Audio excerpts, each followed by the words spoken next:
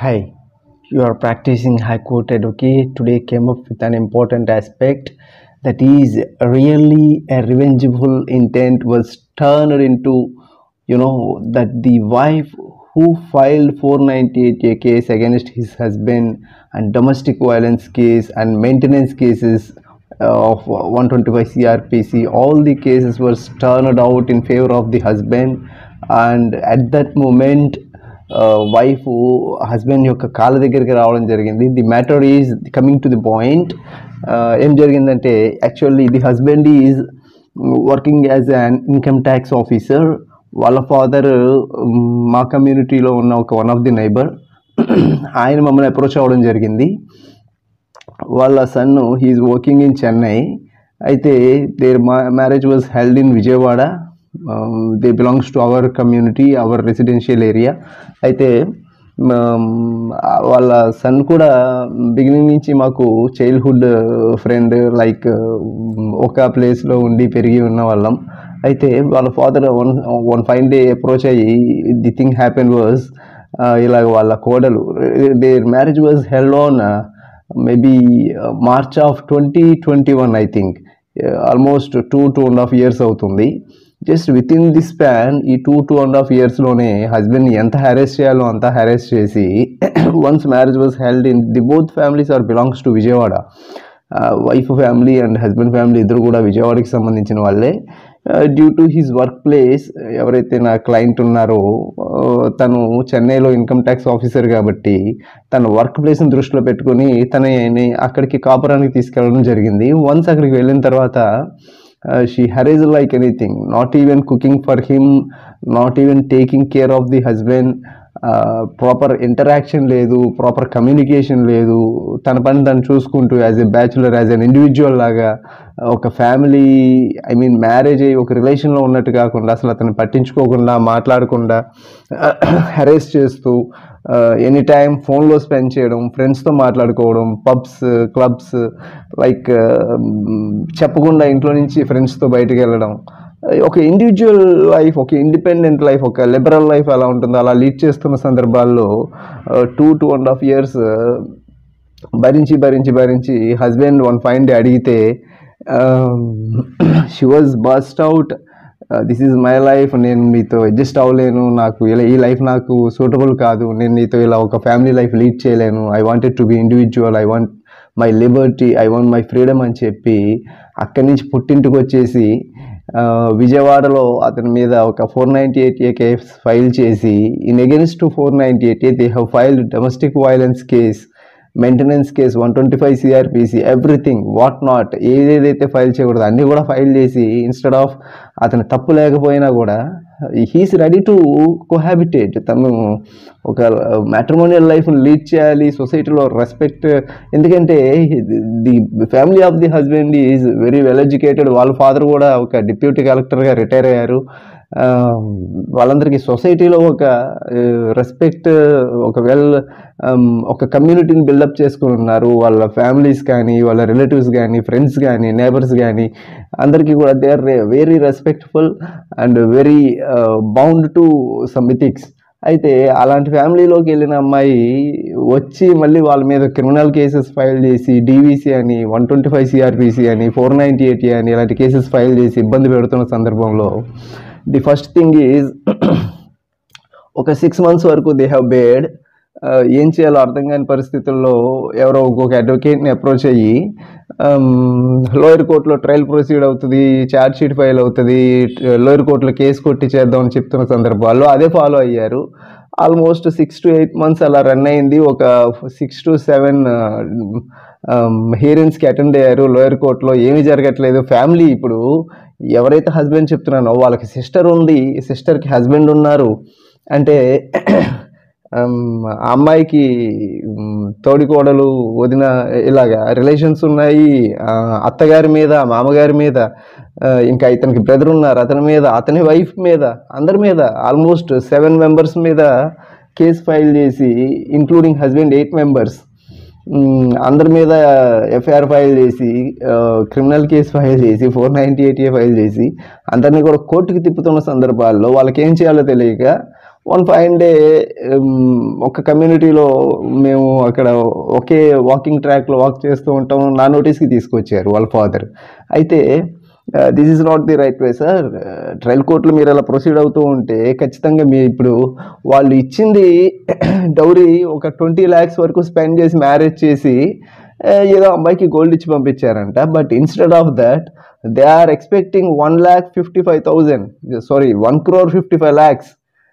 1,55,00,000 వాళ్ళు ఎలా క్లెయిమ్ చేశారో డీవీసీలో ఏమి ఇచ్చామని చెప్పారో ఇతని నుంచి ఏం ఎక్స్పెక్ట్ చేస్తున్నారో తెలియదు. But the father of the accused, అంటే ఎక్యూజ్డ్ నెంబర్ 1 హస్బెండ్ వాళ్ళ ఫాదర్, మామగారు ఎవరైతే నన్ను అప్రోచ్ చేయారో అతను మాత్రం కొంత ఆయన సంపాదించుకొని కొంత తాతవాసి ఒక 20 ఎకరాల వరకు ఇక్కడ గుడివాళ్ళలో ఉండడం వల్ల దాన్ని దృష్టిలో పెట్టుకుని అంత అమౌంట్ క్లెయిమ్ చేస్తున్నారని నాకు అనిపించింది. So that the property which is holding by the మామగారు ఎవరైతే ఉన్నారో ఇక్కడ మన క్లయింట్ వాళ్ళ ఫాదర్, అంటే హస్బెండ్ వాళ్ళ ఫాదరు, అమ్మాయికి మామగారు, that is purely self acquired, కొంత మాత్రం వాళ్ళ పూర్వీకుల నుంచి వచ్చింది. సో దాని మీద ఇక్కడ ఈ హస్బెండ్కి, అంటే ఎవరైతే అమ్మాయి వాళ్ళ హస్బెండ్ ఉన్నారో అతనికే రైట్ లేనప్పుడు ఎలా క్లెయిమ్ చేస్తుంది, అంత అమౌంట్ ఎలా క్లెయిమ్ చేస్తుంది? సో ఇదంతా కూడా రైట్ వే కాదండి. We can go for first criminal కేసుని క్లోజ్ చేద్దాము. We can go for the quash petition in the high court on 498A. 482 CRPC కింద క్వాష్ పిటిషన్ ఫైల్ చేద్దామన్నారు, అలాగే వచ్చారు. లేటర్ ఈ లోయర్ కోర్టులో ఏవైతే I mean 125 CRPC maintenance case నడుస్తుందో, ఈ డీవీసీలు నడుస్తున్నాయో వీటికి అటెండ్ అవుతూ ఉన్నారు. ఫార్చునేట్లీ ఈ 498 ఏదైతే ఉందో హైకోర్టులో వీళ్ళందరికీ స్టే ఆర్డర్ రావడం జరిగింది. With in a span of 1.5 month. File చేసిన 1 monthలో వీళ్ళకి స్టే ఆర్డర్ వచ్చింది. వీళ్ళు ఫ్యామిలీ మెంబర్స్ ఎవరు అటెండ్ అవ్వాల్సిన నీడ్ లేదు, A1 ఒకరు అటెండ్ అవుతున్నారు. Shortly with in 7 to 8 months close చేసాము. క్వాష్మెంట్ జరిగింది. 498 ఎప్పుడైతే క్వాష్ అయిందో, ఎప్పుడైతే ఫ్యామిలీ సర్వైవ్ అయ్యారో, సేఫ్ అయ్యారో మామగారు వాళ్ళ ఫ్యామిలీ 498 కేసు నుంచి, right immediately she came down. అక్కడ నేను చెప్పాను, sir this is not the right way. ఇక్కడ మిమ్మల్ని ఇబ్బంది పెట్టాలి అన్న ఒక ఇంటెన్షన్తో, ఒక రెవెంజ్ఫుల్ ఇంటెంట్తో మీ మీద కేసులు ఫైల్ చేయడం జరిగింది. ఇన్ అడిషన్ టు దట్ మిమ్మల్ని ఎక్స్టార్ట్ చేయడానికి, మిమ్మల్ని ఎక్స్ప్లాయిట్ చేయడానికి మీ దగ్గర నుంచి 1,50,00,000 వరకు ఎలిమోనీ అడుగుతున్నారు. అంటే this is a matter of settlement చేసుకోవడానికి, పర్సనల్ స్కోర్స్ సెటిల్ చేసుకోవడానికి చేస్తున్నట్టుగా అనిపించిందండి. This is not the right way అని చెప్పాను. చెప్పిన సందర్భంలో ఆయన కూడా యాక్సెప్ట్ చేసి, in against to 498 we have filed the cases against wife 191 నుంచి 194 ఆఫ్ IPCలో ఫాల్స్ ఎవిడెన్స్ ఇచ్చినందుకు వాళ్ళ ఫ్యామిలీ మీద, ఎవరైతే ఇప్పుడు హస్బెండ్ యొక్క ఫ్యామిలీకి అగైనెస్ట్గా ఈ అమ్మాయి కేసు ఫైల్ చేసింది, అందరినీ 498Aలోకి లాగి. అలాగే మేమేం చేసామంటే అమ్మాయికి అగైనెస్ట్, వాళ్ళ ఫ్యామిలీకి అగైనెస్ట్గా 191 to 194 ఆఫ్ IPCలో ఫాల్స్ ఎవిడెన్స్ ఇచ్చినందుకు, కాన్స్పిరసీ చేసినందుకు 120B కేసు పెట్టి వాళ్ళ మీద కూడా క్రిమినల్ కేసు ఫైల్ చేసేసరికి మొత్తానికి చివరికి కాళ్ళబేరానికి వచ్చే అమ్మాయి, నాకు మెయింటెనెన్స్ వద్దు, నాకు ఎలిమోనీ వద్దు, నాకు సెటిల్మెంట్ వద్దు, ఇక్కడతో క్లోజ్ చేసుకుందాం, ఎవరి లైఫ్ వాళ్ళు లీడ్ చేద్దాం, నాకు అబ్బాయి కావాలి, నేను అబ్బాయితో మళ్ళీ లైఫ్ లీడ్ చేయాలనుకుంటున్నాను, నేను మారుతాను, ఈ దారిలోకి వచ్చింది. సో ఎప్పుడైతే ఒక వైఫ్ ఫ్యామిలీ మొత్తాన్ని కూడా రోపింగ్ చేసి భయపెట్టి అక్కడి నుంచి పర్సనల్ స్కోర్స్ ఏదైనా అబ్బాయి దగ్గర నుంచి, అబ్బాయి ఫ్యామిలీ దగ్గర నుంచి ఏదైనా ఎక్స్పెక్ట్ చేస్తున్న సందర్భాల్లో, these are the better remedies which the family of the husband, the family of the accused can avail against the wife. ఎవరైతే ఇలాగా ఒక దుర్బుద్ధితో హస్బెండ్ దగ్గర నుంచి ఏదో ప్రాపర్టీ గెయిన్ చేద్దామనో, ఫైనాన్షియల్ గెయిన్ చేద్దామనో కేసులు పెట్టి అతన్ని, లేకపోతే ఇంకేదైనా ఇంటెన్షన్స్తో అతన్ని ఇబ్బంది పెడదాము, అతని లైఫ్ నాశనం చేద్దాం అనుకున్న సందర్భాల్లో మీకు కూడా మంచి రెమెడీస్ ఉన్నాయండి. 120 of IPC, 120B of IPC మీరు కూడా ఫైల్ చేయొచ్చు. That is nothing but criminal conspiracy against the family of the wife. అలాగే 191, 192, 193 and 194 of the IPC falls evidence ఇచ్చినందుకు కూడా వాళ్ళకి అగైనెస్ట్గా చేయొచ్చు. ఇక్కడ నేను చెప్తుంది ఎవరైతే రివెంజ్ఫుల్ ఇంటెంట్తో వైఫ్స్ హస్బెండ్కి అగైనెస్ట్గా చేస్తున్నారో వాళ్ళ గురించి మాత్రమే. బట్ కొంతమంది వైఫ్స్ ఏదో భర్త తిట్టాడనో, కొట్టాడనో, సినిమాకి తీసుకెళ్ళలేదనో, బయటికి తీసుకెళ్ళలేదనో చిన్న చిన్న రీజన్స్తో లైఫ్ను నాశనం చేసుకుంటున్నారు. వెళ్ళిపోయి ఆ spur of the moment just ఏదో అన్నారు అన్న ఒక జస్ట్ స్పర్ ఆఫ్ ది మూమెంట్లో యాంగ్జైటీతో వెళ్ళి that anxiety is converting in to the criminal cases. ఇది జరగకూడదండి. ఆ యాంగ్జైటీని ఆ ఒక్క నిమిషం మీరు కంట్రోల్ చేసుకోండి, అంటే ఫర్దర్గా ఏ కాంప్లికేషన్ ఉండదు. వన్స్ ఎఫ్ఐఆర్ అయిన తర్వాత దాన్ని క్లియర్ చేసుకోవాలి, వన్స్ ఛార్జ్ షీట్ అయిన తర్వాత దాన్ని క్లియర్ చేసుకోవాలంటే it may takes years together. Luckily fortunately మీరు కనుక ఇలాంటి ఎఫ్ఐఆర్స్ ఉంటే ఇద్దరు కాంప్రమైజ్ అయిన సందర్భాల్లో కనుక మీరు 320 ఆఫ్ సిఆర్పిసి కింద ఒక కాంప్రమైజ్ మెమో వేసుకొని హైకోర్టులో క్వాష్లో చేసుకోవచ్చు. లేదా అమ్మాయి రియలైజ్ అయ్యి రిపెంట్ అయ్యి తను చేసింది తప్పు అని తెలుసుకొని కాపురానికి రావాలి అనుకున్నప్పుడు కూడా తను కామ్గా ఉంటే హైకోర్టులో క్వాష్ అవుతుంది. There are many ways. ఎవరైతే ఇలాంటి 498A కేసెస్లో హస్బెండ్ యొక్క ఫ్యామిలీస్ ఇబ్బంది పడుతున్నాయో, there is a previous judgement stating in 2014 in Arunesh Kumar versus state of Bihar. ఈ జడ్జిమెంట్ ఏంటంటే ఎక్కడ కూడా అరెస్టు చేయొద్దు, ఏ 498A కేసులో కూడా అరెస్ట్ చేయడానికి లేదు. 7 years కన్నా తక్కువ పనిష్మెంట్ కానీ 7 years కానీ పనిష్మెంట్ ఉన్న కేసెస్లో ఎవరిని కూడా అరెస్ట్ చేయొద్దు. Only with the permission of the magistrate.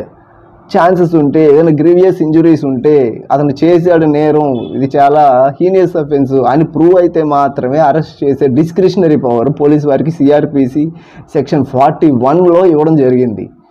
But 41A ఏం చెప్తుంది? ఇప్పుడు నేను చెప్పిన Arnesh Kumar versus state of Bihar judgment ఏం చెప్తుంది? Guidelines from the supreme court ఏం చెప్తుంది?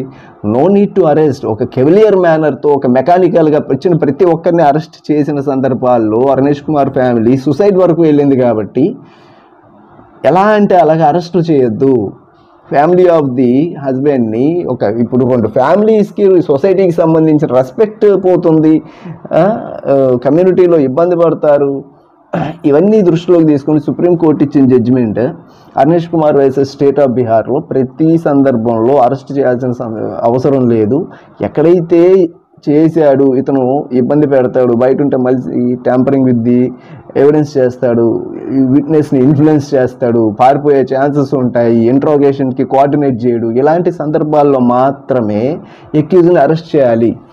అంతేగాని 7 years కానీ 7 years కంటే తక్కువ పనిష్మెంట్ ఉన్న ప్రతి కేసులో అరెస్ట్ చేయడానికి వీలు లేదు. That is the supreme court judgment. I think I have given the valuable and very important subject to the people. So please guys, subscribe our channel, encourage us. Your practicing high court advocate is signing off. Take care.